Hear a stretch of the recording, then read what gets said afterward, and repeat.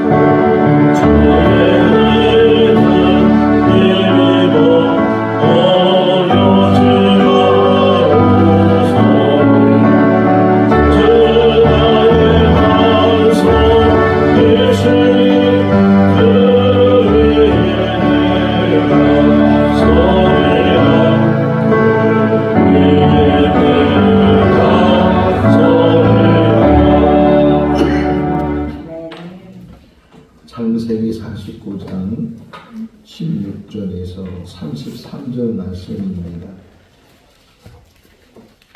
창세기 49장 16절에서 33절. 다는 이스라엘의 한 지파 같이 그의 백성을 심판하리로다.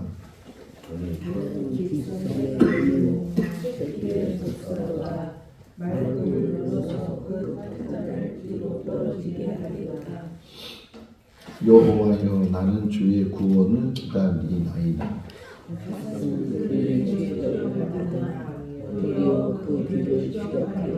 아셀에게서 나는 먹을 것은 기름 준 것이라. 그가 왕의 수라상을 차리리로다.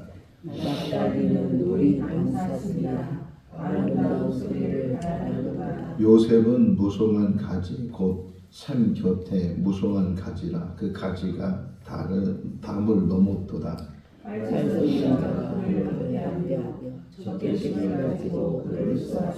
요셉의 활은 도리어 굳세며 그의 팔은 힘이 있으니 이는 야곱의 전능자 이스라엘의 반석인 목자의 손을 힘입음이라.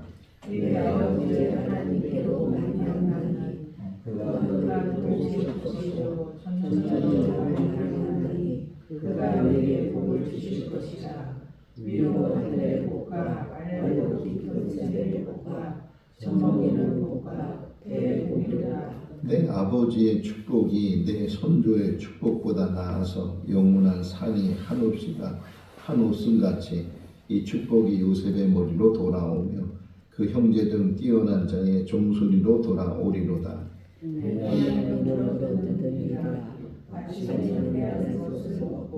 전에는 긴 것을 알려주리라. 이들은 이스라엘의 12지파나 이와 같이 그들의 아버지가 그들에게 말하고 그들에게 축복하였으니 곧 그들 각 사람의 분량대로 축복하였더라. 그가 너희에게 명령을 이르되 내가 너희 조상들에게 묻어가니 나를 사랑하게 우리 밭에 있는 굴에 우리 손과 함께 장사하라. 이 굴은 가나안 땅 마무리 앞 막벨라 밭에 있는 것이라. 아브라함이 햇사람 에브론에게서 밭과 함께 사서 그 매장지를 삼았으므로 아브라함과 그의 아내 사라가 거기 장사되었고 이삭과 야곱의 이유가도 거기 장사되었으며 나도 너희를 그곳에 장사하리라. 이 밭과 거기 있는 굴은 햇사람에게서 산 것이니라. 야곱이 아들들에게 명하기를 마치고 그 반을 침상에 모으고 숨을 거두니 그의 백성에게로 돌아갔더라. 아멘. 할렐루야. 아멘. 이제 창세기를 다 마치게 되면 신약 성경으로 넘어가서 야고보서를 보려고 합니다. 시간이 되시면 야고보서는 짧으니까 좀 몇 번 보시면 말씀 묵상하는데 큰 도움이 되리라고 생각이 됩니다. 야곱의 이야기가 창세기 25장에서 시작이 돼서 50장까지 절반 이상이 야곱의 이야기로, 물론 그 안에 유다 이야기도 또 요셉 보디발이나 감옥에 있었던 이야기도 포함되어 있지만 야곱의 출생부터 오늘 읽은 것처럼 야곱의 죽음까지, 태어나서부터 죽은 그 사이까지 뭐 세세하게 기록되어 있는 것은 아니지만 야곱의 일대기가 아브라함보다, 이삭보다 또는 요셉이나 다른 족장 사람들보다 더 많은 기록을 가지고 있어요. 어떤 면에서는 의도적인 면도 있는데 야곱의 파란만장한 인생 속에서 바로 앞에서 그러잖아요. 험악한 세월을 지냈다고. 내 인생은 나그네 길이라고 이렇게 말했는데 그 파란만장한 그 삶을 좀 더 정리해보고 몇 가지 단어로 묶어본다면 그는 속이는 자였다가 또 속임을 당하는 자, 그리고 약복한 강가에서 씨름하는 자, 그리고 오늘 우리가 보는 것처럼 마지막 그의 말년은 축복하는 자, 이렇게 네 단어로 묶을 수가 있어요. 근데 가장 중요한 게 어디냐면 씨름하는 자예요. 씨름했을 때, 약복한 강가에 그가 있을 때 그가 느꼈던 두려움은 이제까지 살아온 삶 가운데 가장 큰 두려움.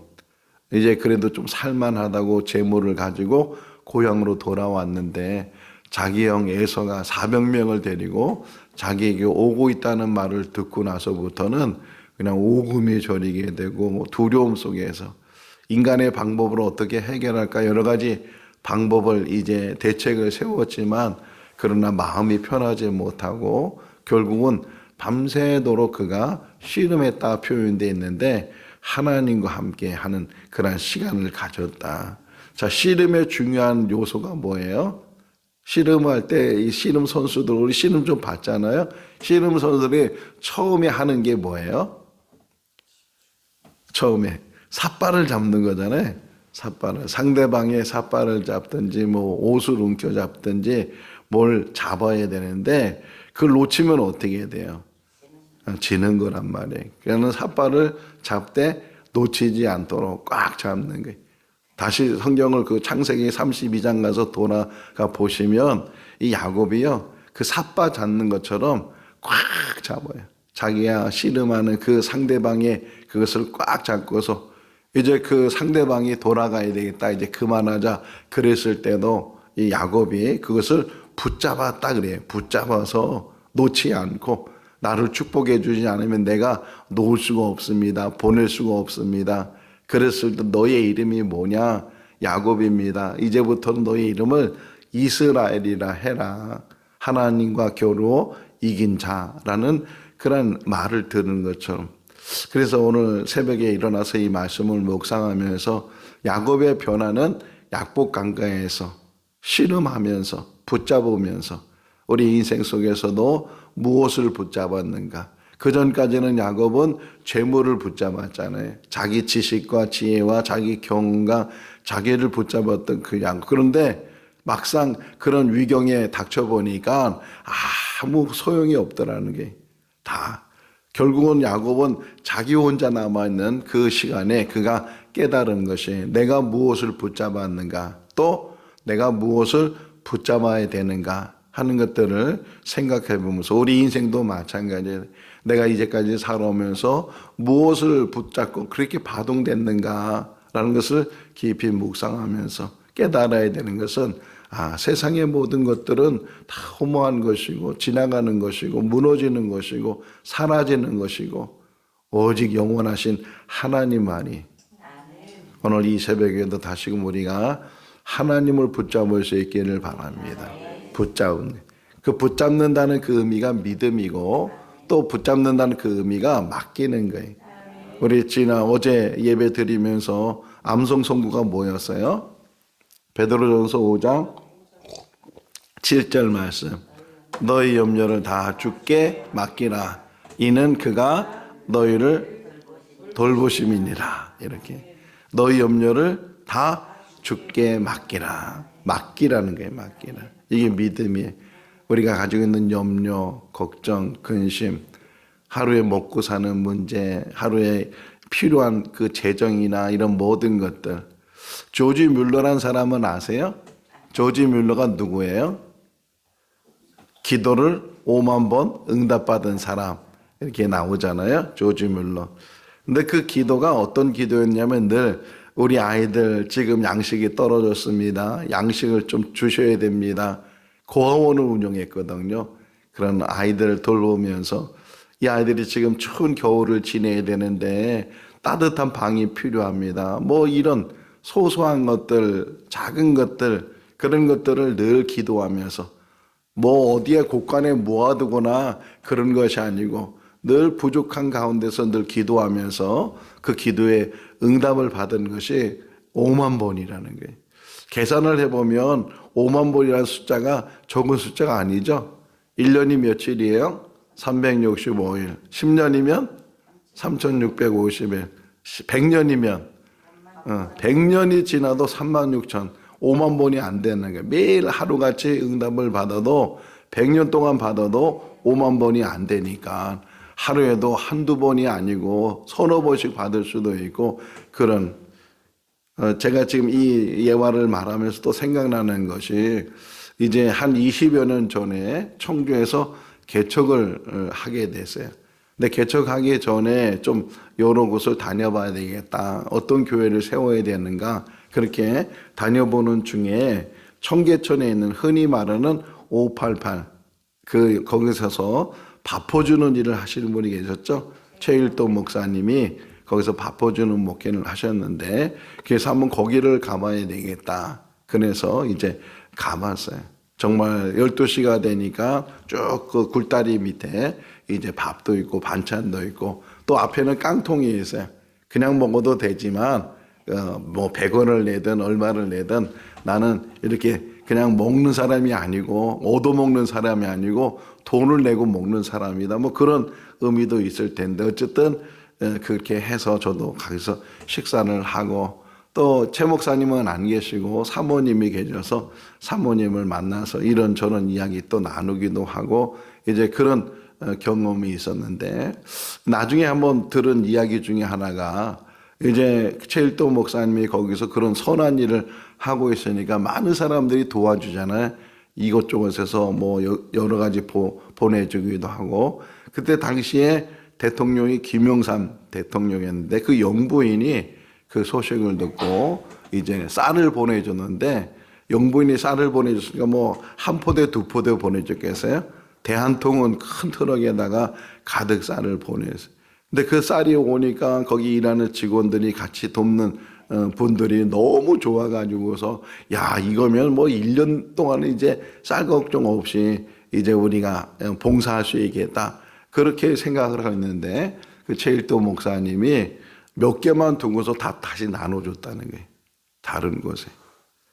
그걸 쌓아두면 저걸 또 의지하게 되고, 우리가 기도로 이 일을 하고 하나님의 은혜로 이 일을 하는데 뭔가 기대하는 것, 뭔가 붙드는 것, 그것이 있다 보면 결국은 하나님을 놓치게 되고 내 시선이 하나님을 향하지 않고 세상을 향하고 재물을 향하고 다른 것을 향하고 그렇게 된다는 거예요. 우리 인생 속에서도 지금 여기 루벤부터 시작을 해서 베냐민까지 쭉 축복 이야기를 쭉 우리가 보고 있는데 가장 많이 축복받은 사람이 요셉이에요.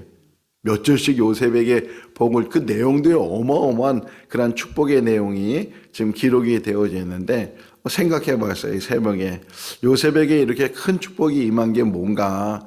물론 야곱이 요셉을 특별히 사랑하기도 했지만 요셉이 고난 속에서 형들에 의해서부터 시작된 그 고난, 보디말 집에서 오랫동안 노예로 살았던 그 삶, 또 누명을 쓰고 감옥에 갇혀서 죄수로 살았던 그 삶, 그의 모든 삶이 결국은 보상이 되는 것처럼 우리가 이 땅에 산 날 동안 때로는 어렵고 힘든 그런 과정을 겪지만 그것은 어렵고 힘든 것으로 끝나는 것이 아니고 하나님만 붙잡고 있으면 그것이 전화위복이 되고 오히려 축복이 되는 줄로 믿습니다. 고난은 또 다른 축복이다, 이런 말이 있는 것처럼 지금은 고난이고 지금은 고통이고 지금은 정말 어려운 가운데 하루하루 살아가는 것이 힘든 그런 삶을 살고 있지만 지나고 나면 그것이 하나님께서 축복의 통로를 만드시고 축복의 관영을 이루시는 그런 과정인 줄로 믿습니다. 어쨌든 이 야곱이 지금 큰아들부터 시작을 해서 하나들에게 이제 이야기를 해요. 또 아내가 4명이었었는데 레아와 라헬은 어쨌든 그냥 아내라고 이렇게 얘기할 수 있지만 또 거기에 비해서 빌하와 실바는 종이잖아요. 그 여종으로 있었던데 첩으로 들어가서 또 자녀들을 낳게 되고 했는데도 오늘 읽어보면 물론 많은 복을 주진 않았지만 예외하지 않고 소외하지 않고 동일하게 이렇게 복을 주는 그런 일들을 보게 돼. 또 하나 이제 시간적으로 다 설명을 못하지만 지금 이 복에 대해서 쭉 이야기하는 걸 보게 되면 이름과 관계가 많아요. 이름. 그러니까 원래 이름을 지을 때도 그냥 이름을 지으는 것이 아니고 의미 속에서, 환경 속에서 레아가 그렇게 첫째 부인이 된데도 불구하고 그런데도 그 원통함, 그 분함이 계속 쌓이게 됐을 때 그 자녀들 이름이 거기에 붙이고 하는 그런 모습들을 보는 것처럼 요셉의 이름도 마찬가지예요. 결국은 이제 라헬이 아기를 낳아서 결국은 태가 열려서 요셉을 낳았다고요. 그러면 만족해야 되고 더 기뻐야 되는데 거기에 만족을 못하고 더해달라고. 이 더해달라는 말이 요셉이에요. 근데 그 이름대로 요셉에게 큰 더하는 그런 복이 임하는 것을 보면서 이름대로 되어지는 것들을 많이 보게 돼. 우리가 이름도 잘 지어야 되고 또 내 지어진 이름을 잘 관리를 해야 된다. 이름값 한다 그러잖아요. 우리가 이 땅에 산 날 동안 이름값 할 수 있는, 이름이 욕되지 않도록. 이름이 욕되다는 것은 부모님을 욕되게 하는 거거든요. 우리 이름이 더러운 이름이 되는 것이 아니고 우리가 기억되는 이름, 칭찬받는 그런 이름이 되도록 우리의 삶을 잘 살아야 된다 하는 것을 다시금 또 생각해 볼 수가 있어요. 자, 우선 요셉을 좀 중심으로 좀 보면 좋을 것 같아요. 25절 한번 다시 보실까요? 자, 25절 말씀 읽어볼까요? 내 아버지의 하나님께로 말미암았나니 그가 너를 도우실 것이요 전능자로 말미암나니 위로 하늘의 복과 아래로 깊은 샘의 복과 젖먹이는 복과 태의 복이로다. 어마어마한 복에 대한 이야기가 요셉에게 기록이 되어 있어요. 근데 제 눈에 띈 것은 그 제일 앞에 나오는 거 있죠. 내 아버지의 하나님께로 말미암아, 이게 눈에 띄었어요. 실제로 이렇게 얘기하면 되구나. 나의 하나님으로 말미암아. 지금 내 아버지라는 표현을 보세요. 내라는 말은 요셉을 가리킨 거고 요셉의 아버지가 누구예요? 야곱이잖아요. 그러니까 야곱이 지금 이 말을 하고 있으니까 나의 하나님으로 말미암아 이렇게 표현하면 딱 맞는 표현인데 그렇게 표현하지 않고 너의 아버지의 하나님, 나의 하나님일 뿐만 아니라 너의 하나님. 그러니까 자녀들의 하나님이고 자손들의 하나님이다 하나님은 한 사람의 한 명의 하나님이 아니시고 오히려 그 한 명을 통해서 모두의 하나님이 되시는 분이시다. 그러면서 뭐라 그래요? 전능하시다. 내 아버지의 하나님으로 말미암아 전능하신 그분께서 너에게 복을 주시는데 하늘의 위의 것에 신령한 복을 주시고 땅에는 샘으로 터지는 그런 복을 주시게 된다. 젖 먹이는 복을 주고 태가 열려지는 복을 주시다. 본성이에요, 본성. 너에게 본성의 복을 주실 것이다. 그 고난 속에서 얻어지는 게 뭐예요? 하나님의 축복이라는 게 생각지도 못하는 그 축복이 그 요셉의 자손들에게 흐르게 되는 것처럼 우리가 이 땅에 살면서 때로는 고난을 받지만 어려움을 당하지만 시련 속에 있지만 그것이 오히려 내 본인에게도 그것이 큰 복이 될 뿐만 아니라 그 복이 자녀들 자손들에게도 크게 흐르는 줄로 믿습니다. 부모는 자식이 잘 되면 그보다 기쁜 일이 없잖아요. 자기가 못 먹어도 자식이 배부르면 그것이 흐뭇한 것이고 자식이 더 잘 되면은 그것이 참으로 부모로서의 그 기쁜 마음을 이루 말할 수 없는 것처럼 우리도 우리의 삶을 살아가면서 우리의 삶으로 끝나는 것이 아니고 우리의 삶을 통해서 자녀들에게 흐르는 줄로 믿습니다. 또 하나 눈에 띈 것이 뭐였냐면 여기 보시면 28절 말씀 28절도 다시 한번 읽어볼까요? 이들은 이스라엘의 12지파라 이와 같이 그들의 아버지가 그들에게 말하고 그들에게 축복하였으니 곧 그들 각 사람의 분량대로 축복하였더라. 동일한 축복이 아니고 사람에 따라서 그 분량이 달랐다는 거예요. 또 한 가지 눈에 띄는 것은 12지파라는 표현. 지금 12아들이잖아요. 근데 12지파가 됐다는 것은 나중에 이제 모세 시대에 12지파를 이루게 되잖아요. 나중에 여호수아가 땅을 분배할 때도 그것이 이제 지파별로 땅을 분배하게 되는데 물론 그것이 후대에 기록이 됐으니까 이런 표현이 나올 수 있지만 한 사람을 가리켜서 한 지파가 돼 있다는 거예요. 그러니까 내가 한 사람으로 끝나는 것이 아니고 나로 인해서 한 지파를 이루시는 분이 하나님이시다. 근데 그 한 지파를 다 이루어 나가는데 똑같이 이루어 나가는 것이 아니고 각 사람의 분량대로 그들을 축복했다 이렇게 표현하고 있어요. 내 분량이 그렇다고 여기서 비교하는 건 아니에요. 비교하면 또 시험 들고 비교하면 저 사람은 왜 이렇게 저래 그 달란트 비유가 그런 거잖아요. 왜 나는 한 달란트 줬어? 한 달란트 그래서 땅에 묻어버린 그런 어리석은 종이 되지 말고 뭐 5달란트 줬든 2달란트 줬든 나는 한 달란트 받든 그것은 자기 분량대로 거기도 나오잖아요. 각 재능대로 달란트를 나눠줬다고. 그러니까 내가 뭐 한 달란트 맡아서 해야 될 일이면 얼마나 더 좋아요. 5달란트 받은 사람은 5달란트 남겨야 되니까 얼마나 힘들겠어요. 근데 나는 한 달란트 받아 한 달란트 남기면 되니까 수월히 할 수 있으니까 비교하지 말라는 게. 저 사람은 많고 나는 적고 여기에 비교하지 말고 누구는 축복이 많고 요셉은 왜 이렇게 축복을 많이 주고 나는 왜 축복이 없는가 비교하지 말고 각 분량대로 주는 그 말씀을 붙들고 또 한 가지 하나만 더 묵상할 수 있는 것은 시므온과 레위 지파를 얘기할 때 어제 새벽에 말씀을 봤는데 이 레위 지파는 시므온과 레위 지파는 어떻게 축복이 아니고 책망이고 그래 너희들이 그렇게 칼을 도구로 쓰고 너희들이 그렇게 완악한 일을 했다면 너희들은 흩어지게 될 것이다. 이런 이야기를 들어요 야곱이. 그런데 흩어진다는 것은 어떤 면에서는 축복이 아니잖아요. 모여 있어야 되고 같이 있어야 되고 그런데 흩어진다고. 근데 이 흩어짐의 축복을 받은 사람이 레위야. 레위.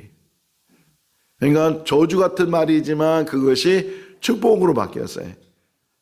어떤 면에서 다시 쭉 보시면 이 르우벤부터 시작해가지고서 과거에 있었던 일이 어떤 결정적인 계기가 돼서 야곱이 지금 미래의 일들, 앞으로 이루어질 일이라고 지금 설명하고 있잖아요. 앞으로 이루어질 일들에서 이야기해주고 있는데 너희들은 흩어지게 될 것이다. 근데 아니나 다를까 정말 레위 그 후손들은 흩어졌어요. 근데 그냥 흩어진 것이 아니고 하나님의 일을 하기 위해서 흩어졌다. 그래서 여기서 깨달은 게 있어요. 혹 우리 각오가 잘못된 부분이 있다 할지라도 그것이 오히려 바뀌면, 그것이 오히려 변화되면 그것을 통해서 저주 같은 그것이 축복으로 바뀌게 된다. 우리 인생은 우리가 만들어가는데 앞으로 우리 모은 삶 가운데서 혹이나 지난날에 얽매이지 않고 지난날에 잘못이 있다 할지라도 그 지난날의 잘못을 돌이키는 것. 어제 오후에 우리 학가다 모임을 할 때 죄의 문제를 이제 같이 다루었는데, 죄의 문제를 해결하는 방법을 어떻게 이야기하냐면, 죄는 물론 잘못한 거잖아요. 죄에 대한 대가를 받아야 되고, 근데 그 죄의 문제를 해결하는 방법이 딱 하나가 있는데 하나님께 돌아오라는 거예요. 하나님께 돌아와라. 근데 대부분의 사람들은 예를 들면 이렇게 우리가 전도하다 보면 이 담배 태우는 사람들 핑계 대는 거잖아요. 난 담배 태우는 것 때문에 교회 못 간다고. 또 어떤 분은 술 마시는 것 때문에 교회 못 간다고.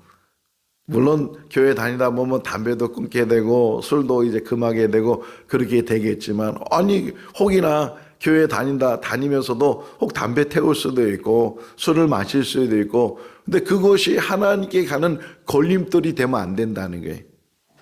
죄 문제도 마찬가지예요. 물론 죄를 가지고 가는 것이 자랑스러운 일은 아니지만, 그러나 죄를 해결할 수 있는 단 하나의 방법은 그 죄를 가지고 있으면 부끄러운 모습이라도, 얼굴 들지 못하는 그런 모습이랄지라도 하나님께 가는 게 해결이에요.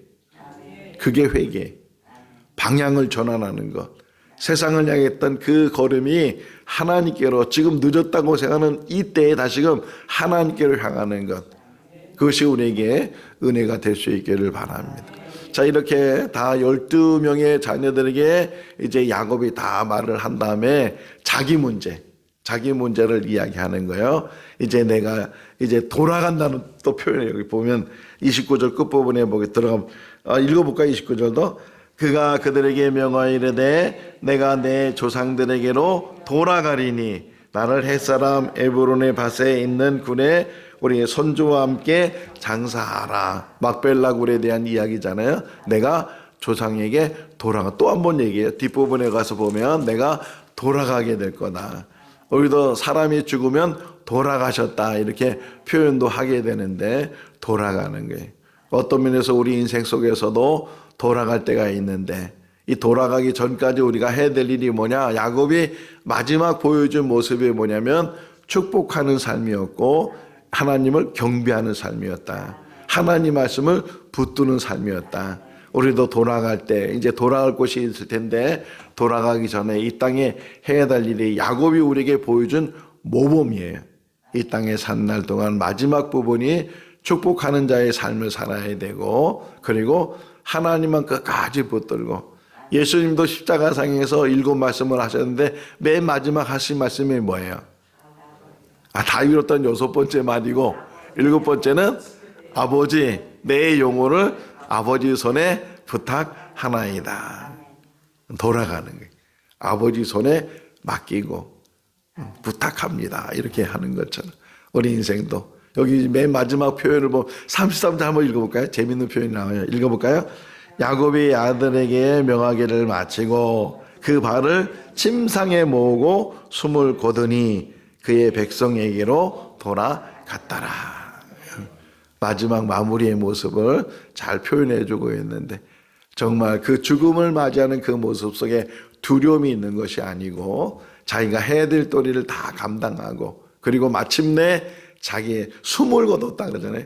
우리도 지금 숨을 통해서 살아가고 있는데, 때가 되면 우리 숨도 고도지게 되게 되고 돌아가게 되는데, 정말 야곱의 멋진 마지막 마무리를 보여준 것처럼 우리도 어느 때가 될지는 모르지만 그 때를 향해서 마침표를 찍기 위해서 오늘도 살아있는 동안에 우리에게 맡겨진 일들을 잘 감당하고, 또 우리에게 맡겨진 그런 전도하는 일, 또는 말씀 보고 말씀 안에 사는 일, 찬양하는 일, 이런 모든 일들, 어떤 일을 하든지 하나님 앞에 서 있는 그런 삶을 사는 우리 모두가 다 될 수 있기를 주님의 이름으로 축원합니다. 기도하겠습니다.